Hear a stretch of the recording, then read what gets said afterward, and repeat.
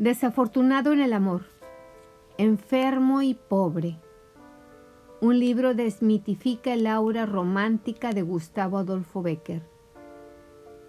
El poeta es considerado el segundo autor clásico español más leído después de Cervantes.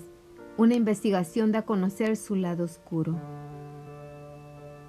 El 22 de diciembre pasado se celebró el 150 aniversario del poeta Gustavo Adolfo Bécquer, considerado como el segundo autor clásico español más leído después de Cervantes. Y el aniversario coincide con la publicación en España de una desmitificadora biografía sobre el personaje, a cargo del profesor Joan Struch Tobela, titulada Bécquer, Vida y Época. La figura de Gustavo Adolfo Bécquer, que nace en Sevilla en 1836 y parte en Madrid en 1870, permanece para gran parte del público envuelta en un aura de romanticismo, propiciada por la popularidad de sus rimas. Volverán las oscuras golondrinas en tu balcón sus nidos a colgar.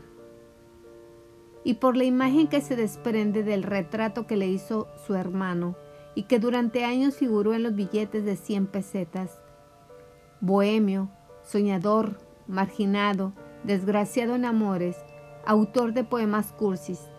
Todo eso se ha dicho de él, pero también se le ha atribuido la paternidad del satírico álbum, Los Borbones en pelota. Se ha dicho que murió de sífilis o que vivió en la pobreza absoluta. Joan Struch no solo rastrea en la documentación de archivos, memorias personales y la prensa, sino que contextualiza la época que le tocó vivir para entender mejor el personaje, destrozar tópicos y entender por qué ha sido considerado un renovador de la poesía, admirado por autores tan diversos como Rubén Darío, Juan Ramón Jiménez o Luis Cernuda. Unos amores difíciles. Poco se sabe de los amores adolescentes de Gustavo.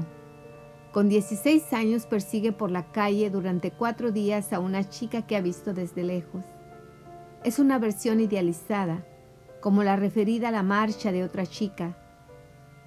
Y te vas, y abandona las floridas orillas del Betis, y en doloroso llanto dejas a cuantos te aman, a cuantos gustan de tu vista, del agradable trato. El amor platónico juvenil se complementa en ocasiones con un estilo más vulgar y directo. Oh coño, entre los coños escogidos, peluca entre pelucas bien rizada, ¿quién te metiera el instrumento erguido y te dejara de joder cansada? Su gran amor se ha dicho que fue la hermosa cantante de ópera Julia Espín, que nunca llegó a ser una primadona, hija de un modesto músico y creador de zarzuelas. Parece más bien que fue un amor no correspondido.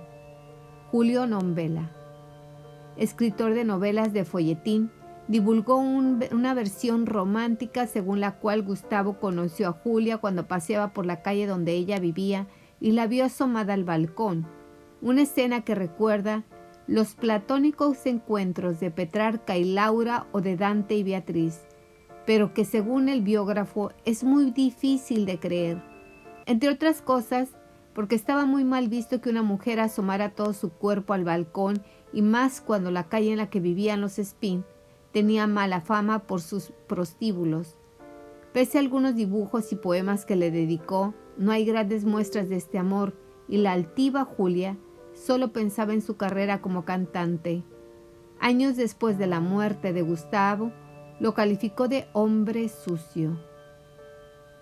El poeta eligió como esposa a Casta Esteban Navarro, una chica de pueblo, muy distinta de la sofisticada Julia, y se casaron el 19 de mayo de 1861, tras un corto noviazgo. Era hija de un cirujano que también se presentaba como especialista en enfermedades venéreas y creador de una pomada que servía como crecepelo y curaba migrañas. A Casta Los estudiosos no la han tratado bien, desde antipática a mujer infiel, pero en todo caso parece que era una persona incómoda, con ideales protofeministas, que rompió con el modelo de sumisión. Se separó de su marido, se repartieron la custodia de los 3 hijos y tras la muerte de Gustavo volvió a casarse e incluso escribió un libro.